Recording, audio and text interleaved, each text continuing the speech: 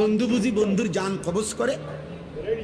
সুবহানাল্লাহ। আল্লাহ তাআলা তখন বললেন জিব্রাইল, আরে আজরাইল, মালাকুল মউত, তাহলে এক কাজ করো, তোমারে আমি আরেকটা প্রশ্ন করতেছি ইব্রাহিমকে বলার জন্য, তুমি হেঁটে গিয়ে কও, যাও, আবার যাও।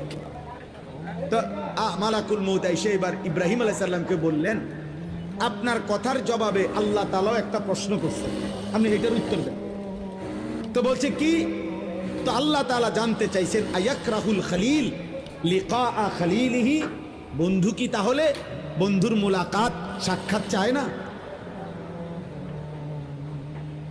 বন্ধু কি বন্ধুর সাক্ষাৎ পছন্দ করে না? তাইলে ইব্রাহিম আলাইহিস সালাম বুঝছে, হায় হায়, এ তো মারা না, এ তো বন্ধুর মুলাকাত, এ তো মৃত্যু না রে, এ তো আমার সেই মালিকের মুলাকাত, পুরাটা জীবন আমি যার জন্য পরীক্ষা দিছি।